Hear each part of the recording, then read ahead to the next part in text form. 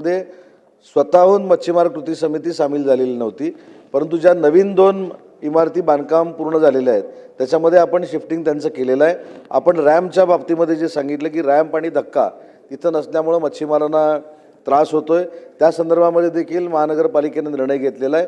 ते देखील धक्का आणि रॅम्पचं काम पूर्ण महानगरपालिका करणार आहे, जेणेकरून मच्छीमारांना सगळ्या सुविधा प्राप्त करून कुठचीही गैरसोय होणार नाही, ही भूमिका मुंबई महानगरपालिकेची आहे आणि तशा पद्धतीने कार्यवाही सुरू आहे। राजहंस। सभापति महोदय, जो लक्ष्य वेदी की सूचना सिंधे जी ने दिया है मैं उसका समर्थन करता हूँ। समर्थन करते हुए मैं कहना चाहता हूँ, कधी कधी हिंदी पण चालू द्या, राष्ट्रभाषा आहे, देशाची भाषा आहे। हा, त्याचा विरोध आहे काय? तुमचा विरोध आहे काय? तो सभापति महोदय जी, मैं आपके माध्यम से मंत्री महोदय से ये निवेदन करना चाहता हूं कि जिस प्रकार से ये क्रॉफर्ड मार्केट से ये उनको मच्छी विक्रेताओं को अलग किया गया, तो उनकी सुविधा का पूरा ध्यान देना चाहिए। एक मुद्दा क्रमांक 1। दूसरा, उनके पुनर्वसन के लिए 110 करोड़ रुपए का जो खर्च हो रहा है, तो उस 110 करोड़ रुपए के ऊपर उसे जो पुनर्वसन के लिए किया जा रहा है तो उसके ऊपर पूरी तरीके से नियंत्रण होना चाहिए। मुंबई महानगर पालिका में मार्केट डेवलपमेंट करने के लिए, मार्केट को विकसित करने के लिए जो पॉलिसी लाई गई थी, उस पॉलिसी को के तहत कितने मार्केट डेवलप हुए, मैं 2-4 मार्केट का बता सकता हूं, बांद्रा मार्केट, वाकोला मार्केट और तिलक नगर मार्केट। उसके बाद पूरे मुंबई शहर के लिए पॉलिसी लाई गई थी। उस पॉलिसी को मुंबई महानगर पालिका ने कितने मार्केट को डेवलप किया और कितना मार्केट अब डेवलप करने जा रहे हैं, अगर आदरणीय मंत्री जी वो बताएंगे, सभागृह को जानकारी देंगे, तो मैं उनका बहुत ही बहुत धन्यवाद चाहूँगा। मंत्री महोदय। महोदय, सन्मान्य सदस्यांनी एक मुद्दा जो मांडला की क्रॉफर्डमधनं स्थलांतरित होणारे जे मच्छीमार आहेत त्यांना आवश्यक असलेल्या सगळ्या सोयी सुविधा दिल्या गेल्या पाहिजेत, या मताशी शासन म्हणून आम्ही देखील सहमत आहोत। अशा पद्धतीचेच निर्देश हे महानगरपालिकेला दिले जातील की ज्या ठिकाणी आपण मच्छीमार स्थलांतरित करतोय त्या ठिकाणी त्यांना त्यांच्या व्यवसायासाठी आवश्यक असलेल्या सगळ्या सुविधा या प्राप्त करून दिल्या गेल्या पाहिजेत, तसे निर्देश दिले जातील। आणि दुसरा प्रश्न हा संपूर्ण मुंबईचा असल्यामुळे त्याची माहिती आता माझ्याकडे नाही, ती माहिती मी पटलावर ठेवेन। प्रवीण दरेकर। सभापती महोदय, अत्यंत महत्त्वाची अशी लक्षवेधी सुनील शिंदेने या ठिकाणी आणलेली आहे। सभापती महोदय, मच्छीमारांचा तिथे विचारच होत नाही, डेव्हलपमेंटचा विचार होतो। तो त्या ठिकाणी भूखंड मोकळा करेपर्यंत त्यांना इंटरेस्ट असतो आणि नंतर मच्छीमार वाऱ्यावर जातात। त्यामुळे सभापती महोदय, मासेमारी करणारे जे विक्री करणारे आहेत, पहिली त्यांची व्यवस्था केली पाहिजे। तुम्ही त्या ठिकाणी आणि सभापती महोदय, मुंबईतील अनेक मंडई आज त्या ठिकाणी विकसित होत आहेत। अनेक असणारी मार्केट त्या ठिकाणी निविदा काढून त्या ठिकाणी दिलेली आहेत, परंतु कुठेही त्या ठिकाणी बरीचशी मार्केट ही निविदा काढून सुद्धा त्या ठिकाणी चालू नाही आहेत। अशीच वर्षानुवर्ष 8-8, 10-10 वर्ष मंत्री महोदय ती मार्केट पडून आहेत। उदाहरणार्थ आमच्याकडे बोरिवलीला अशोकवनला मच्छी मार्केट आहे, लिलावी झाला, परंतु 10-15 वर्ष ते मार्केट चालू नाही। तर अशा सगळ्या गोष्टींचा आढावा घ्या, म्हणजे मार्केट उभं केलंय परंतु मच्छीमारांना, मच्छी विक्रेत्यांना ते दिलेलं नाही किंवा ग्राहकांना त्या ठिकाणी सुविधा नाही। तर या संदर्भात सुद्धा त्या ठिकाणी सरकारने महापालिकेला निर्देशित करण्याची आवश्यकता आहे आणि मत्स्य विक्री करणाऱ्यांची व्यवस्था होईपर्यंत त्या भूखंडावर कुठल्याही प्रकारची विकासाची कारवाई होऊ नये, अशा प्रकारची भूमिका शासन घेणार का? मंत्री महोदय। सभापती महोदय, ज्या भूखंडाच्या संदर्भामध्ये सन्मान्य सदस्य दरेकर साहेबांनी या ठिकाणी मुद्दा मांडला, त्या भूखंडावर कुठचीही बांधकामाची प्रक्रिया ही सुरू झालेली नाही। अजून आरक्षण बदलण्याच्या प्रोसेसमध्ये तो भूखंड आहे. तरी देखील ह्या नवीन इमारती ज्या बांधलेल्या आहेत त्या इमारतीमध्ये मच्छीमारांना शिफ्ट करण्याचं काम सुरू आहे. आणि सन्मान्य सदस्यांनी मगाशी जो मुद्दा मांडला की ह्या शिफ्ट करत असताना रॅम्पपासून गाडीच्या पार्किंगपासून सगळ्या सुविधा असल्या पाहिजेत, या देखील सुविधा करण्याचे निर्देश दिले जातील. आणि मच्छीमारांना ज्या सुखसोयी त्या ठिकाणी पाहिजेत मच्छी विक्री करताना त्या देखील करण्याचे निर्देश दिले जातील. सचिन आहेत.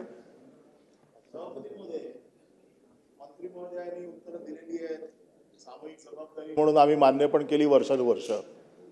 परंतु हे काय चाललंय सभागृहात, ज्या वेळेला नगरविकास खात्याचे मंत्री उपस्थित नसतात तर नगरविकास खात्याला राज्यमंत्री आहेत की नाही.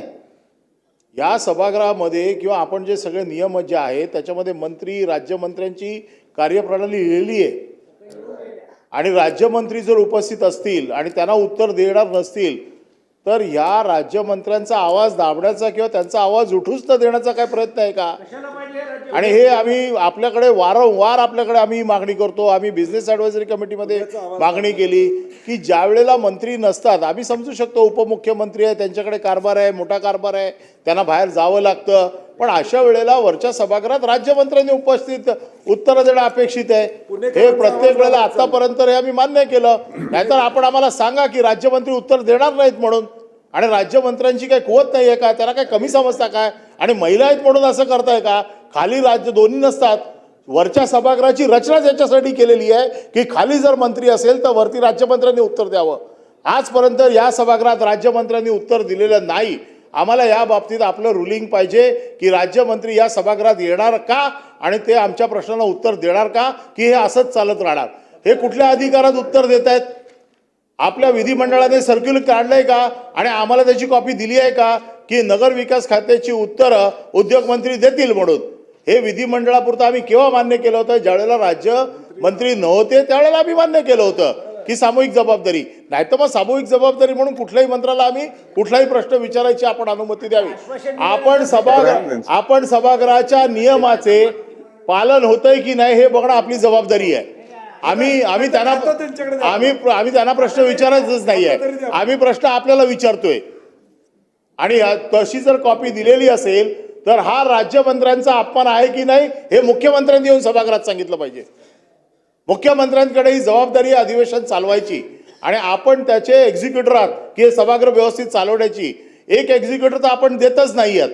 जे 3 प्रमुख चेहरे या सभागृहाचे आहेत त्याच्यात आपण एक आहात, मुख्यमंत्री एक आहात आणि विरोधी पक्षनेते आहात. हे 3 पायावरती चालायचे तर 2च पायावर पडतोय आपण. त्यामुळे आपण या सभागृहाला मार्गदर्शन करावं. आपल्याकडनं ही अपेक्षा आहे की याच्या पुढे आम्ही अशीच भाडोत्री मंत्र्यांकडनं उत्तर ऐकायची की नाही. आणि याला दुसरा शब्द सांगा. मला याला शब्द सांगा. याला दुसरा शब्द सांगा. याला दुसरा शब्द सांगा. सबस्टिट्यूट याला दुसरा शब्द सांगा ना. मी माझा शब्द मागे घेतो. मी कामकाजातून तो शब्द काढून टाकत आहे.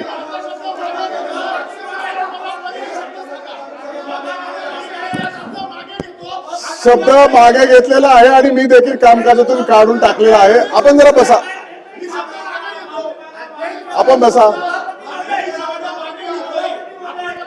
या संदर्भामध्ये माननीय उपमुख्यमंत्री महोदयांनी पत्रव्यवहार हा विधानमंडळाशी केलेला आहे आणि विधान परिषदेत आणि विधानसभेमध्ये दोन्ही ठिकाणी नगरविकास विभागाचं उत्तर देण्यासाठी त्यांनी प्राधिकृत केलेलं आहे उदय सामंत मंत्री यांना. आणि त्यामुळं आपण जे म्हणतायत की राज्यमंत्र्यांनी यावं किंवा नाही यावं, मला वाटतं राज्यमंत्री खालच्या सभागृहामध्ये आहेत आणि त्यांनी ज्यांना प्राधिकृत केलं आहे. कॅमेरा फक्त ठराविक ठिकाणी असतो. कॅमेरा एका ठिकाणी असतो, संपूर्ण सभागृहावरती नसतो. आणि म्हणून आपलं म्हणणं आता नोंदून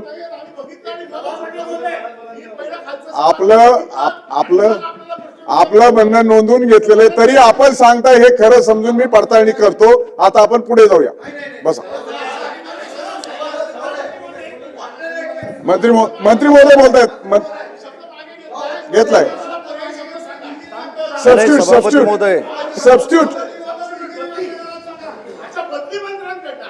सबस्टिट्यूट मध्ये काही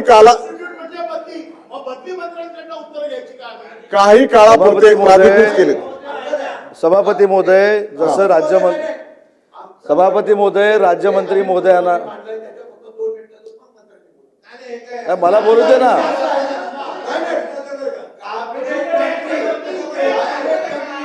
सभापती महोदय, मंत्री महोदय बोला आपण. सभापती महोदय, राज्यमंत्री महोदय, बोलताय का? तुमचं राज्यमंत्री समाधान होईल बोलतायत. ऐका ना, राज्यमंत्री सभागृहात नाही म्हणून अनिल परब साहेबांनी जो मुद्दा मांडला त्यांचं कामकाज खाली चालू आहे. पण असे अनेक विधान परिषदेचे सदस्य आहेत, ते अधिवेशन येत नाहीत सभागृहामध्ये, त्याचा देखील विचार झाला पाहिजे. त्याच्यामुळं अनेक विधान परिषदेचे सदस्य असे जे आहेत ज्यांना महाराष्ट्राच्या विकास कामाची काही घेणं देणं नाही, ते सभागृहामध्ये येत नाहीत, त्याची देखील दखल अनिल परब साहेबांनी घेतली पाहिजे. आणि अनिल परब साहेबांचं मी समजू शकतो, चिडचिड होणं स्वाभाविक आहे, कारण बंटी पाटील त्यांना काही डायरेक्ट क्लिअरन्स देत नसल्यामुळं सन्माननीय सदस्य ही चिडचिड स्वाभाविक आहे साहेब अनिल परब साहेबांची, त्याच्याबद्दल दुमत असण्याचं काही कारण नाही. आणि मला नगरविकास खात्याचा मंत्री म्हणून प्राधिकृत केलेलं आहे, त्याचं पत्र देखील आहे, आणि मी प्रभारी मंत्री म्हणून या ठिकाणी इथे आहे. पुढे जाऊया आपण आता, पुढे जाऊया. सभापती महोदय, क्रॉफर्ड मार्केट कुठे गेला? शशिकांत शिंदे. हा, क्रॉफर्ड मार्केट सभापती महोदय, अनिल परबांनी, सभापती महोदय, तुमचा वेळ देखील तुम्ही प्राधिकृत दुसऱ्यांना दिला, त्याच्यामुळे आता तुमच्यावर अन्याय सभापती होणार आहे. महोदय, अनिल परबांनी जो नाही मला बोलून द्या ना, मला बोलवलंय, तुम्ही बोला ना, माझं झालं, बोला ना, दिलंय मला, रुलिंग दिलंय ना, मग तुम्ही बोला ना नंतर.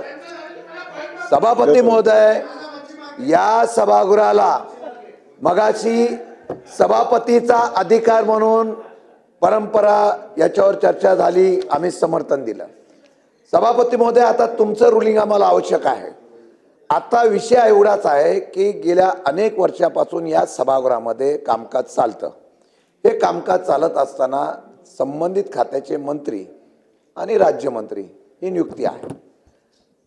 एखादी अपवादात्मक अशा प्रकारची वेळ असेल तर प्रभारी मंत्री म्हणून आम्ही समजू शकतो, पण प्रभारी मंत्री कायम स्वरूपात आम्ही म्हणतोय, जर उत्तर नगरविकास खात्याचं देत असतील तर त्याच्या दोन शंका होतात. एक शंका म्हणजे संबंधित मंत्री उत्तर द्यायला त्या ठिकाणी तेवढे कॅपेबल आहेत का. दुसरा मुद्दा असा होतो, मग ही प्रथा पडून जाईल की कोणालाही प्रभारी मंत्री करायचं आणि सभागृहामध्ये उत्तर द्यायला लावायचं. ही चुकीची परंपरा होईल. माझी विनंती आहे, फार विचारपूर्वक आपण वाटलं 1 तासाने रुलिंग द्या, परंतु ते रुलिंग देताना संबंधित मंत्री नसेल तर राज्यमंत्री, दोन्ही नसतील तर प्रभारी मंत्री म्हणून आम्ही समजू शकतो. पण गेल्या काही अधिवेशनामध्ये बघतो नगरविकास खात्याचं उत्तर आलं, प्रश्न आला की उदय सामंत उभे राहतात. आम्हाला प्रश्न पडलाय की नगरविकास मंत्री नक्की कोण आहेत, उदय सामंत आहेत का काय, आणि त्यांची उत्तर देण्याची त्याला तोड नाही, म्हणजे कुठल्या खात्यावर उत्तर देतात म्हणून त्यांना सगळ्या खात्याचा एक वेळ. मग असं करा, सगळ्या खात्याचं मंत्रिपदाची उत्तरं द्यायची, विधान परिषदेमध्ये त्यांना अधिकार देऊन टाका तरी आमची हरकत नाही. पण हे चुकीचे पायंडा पडतोय, याच्यावर आपण रुलिंग द्यावं, सभापती म्हणून द्यावं, नियमानुसार द्यावं, एवढीच आमची विनंती आहे. प्रवीण दरेकर. सभापती महोदय, माझे मित्र शशिकांत शिंदे यांनी चुकीच्या पायंड्यावर बोलले आणि मगाशीच आपण या सभागृहाचे अधिकार, परंपरा सगळ्या गोष्टी केल्या. मी सकाळपासून बघतोय, जेव्हा शिंदेसाहेब प्रश्नोत्तर चालू होते तेव्हा सिडकोचा विषय काढला, त्याच्यावर चर्चा सुरू झाली. आता लक्षवेधी मुंबईतल्या मच्छी मार्केट हा एक अत्यंत महत्त्वाचा विषय आहे, तिथल्या मच्छी विक्रेत्यांचा प्रश्न आहे, आणि त्यात परब साहेब आमचे फिरून त्या विरोधी पक्ष नेत्याकडेच येतात. तर मला वाटतं की सभापती महोदय, लक्षवेधी असेल तर लक्षवेधीच्या अनुषंगाने चर्चा झाली पाहिजे, प्रश्नोत्तरं झाली पाहिजे. प्रश्नोत्तरं असतील तर प्रश्नोत्तरच झाली पाहिजे. मध्येच आम्ही कुठला तरी विषय काढणार आणि मूळ विषय बाजूला राहतो, हेही आपल्या या सभागृहाला शोभा देणारं नाही आहे. तर या संदर्भात सुद्धा आपण काहीतरी एक कार्यप्रणाली निश्चित केली पाहिजे. सचिन आहेत. नशीब आता क्रॉफर्ड मार्केट आला. सभापती महोदय, तो रिलेव्हंट होता म्हणूनच अनिलजींनी बोललेत, परंतु तो आपला अधिकार आहे, मी त्यामध्ये जात नाही. सभापती महोदय, क्रॉफर्ड मार्केटमध्ये मुळामध्ये ही जी योजना आहे एका खाजगी विकासकांकडनं करायची किंवा टेंडरकडे, आता महानगरपालिकेने स्वतःहून घेतलेलं आहे. आता बाजूच्या इमारतीमध्ये तुम्ही त्या मच्छीमारांना शिफ्ट करणार आहात, त्या पिरियड जो ट्रान्झिट पिरियड आहे त्यामध्ये त्यांना आपण नुकसान भरपाई देणार आहात का? हा झाला एक भाग. दुसरी गोष्ट, कोंबडी बाजार म्हणून पण तिकडे होता, मटणचा बाजार पण आहेत, त्यांना आता आपण फर्स्ट फ्लोअरला दिलेला आहे. एक्झॅक्ट काय झालेलं आहे, जो सल्लागार आणि जो तुमचे जे आर्किटेक्ट्स आहेत 3 वर्ष झाले तो प्लॅनच पास होत नाही आहे. आता कामाला सुरुवात होणार असं पण जरी म्हटलं असेल तरी देखील तुम्ही त्या सर्व घटकांना एकत्रित करून घेऊन चर्चा करणं गरजेचं आहे. माझी माननीय मंत्री महोदयांना विनंती आहे, कारण आता आपण आश्वासन देतात पण काय होतं आहे, आश्वासन दिल्यानंतर मी बैठक घेऊ, मी लगेच तातडीने सांगतो, ते ज्या बैठका होत नाही हे आमचं दुग्न आहे, हेही तुम्ही लक्षात घ्या. आणि म्हणून माझी विनंती राहणार आहे की या सर्व घटकांना एकत्रित बसून प्लॅनिंगमध्ये ज्यांना तुम्ही बनवताय त्यांना तुम्ही प्लॅनिंगच्या बाहेर ठेवलेले आहेत. आता कोंबडी बाजार समजा पहिल्या माळ्यावर गेला, दुसऱ्या माळ्यावर गेला, तिसऱ्या माळ्यावर गेला, तर कोण येणार आहे तिकडे? म्हणून या सर्व गोष्टीचा विचार करत असताना परत एकदा या सर्व घटकांना एकत्रित बसून घेऊन आपण हे जे डिझाईन्स केलेले आहेत, आणि जसं सुनीलजींनी सांगितल्याप्रमाणे काय होतं सभापती महोदय, त्या मच्छीमारांना असंच आपण ट्रान्झिट केलं आणि एकदा लोकांना सवय लागली की डायरेक्ट ऑर्डर करायला किंवा डायरेक्ट दुसऱ्याकडनं मागवायला, मग तो बाजारच संपतो. आमच्याकडे वरळीमध्ये असंच एक बाजाराची होती, रिडेव्हलपमेंट झाली, आज टॉवर झालेले आहेत, पण मूळ जो तिकडचा असलेला जो आहे मच्छीमार आहे तो कुठेतरी हद्दपार झालेला आहे. ही होणार नाही आणि म्हणून सुस्पष्ट धोरण आपण आज संपूर्ण मुंबई शहरासाठी आणणार आहात का? मंत्री महोदय. सभापती महोदय, मुंबई महानगरपालिकेच्या आयुक्तांना आजच निर्देश दिले जातील की या संदर्भात ज्यांनी ही लक्षवेधी मांडली त्यांच्या समवेत बैठक घेऊन मच्छीमारांवर कुठचाही अन्याय होणार नाही या संदर्भामध्ये एक विस्तारित बैठक घ्यावी आणि त्याच्यातनं योग्य ते निर्णय घ्यावे अशा पद्धतीने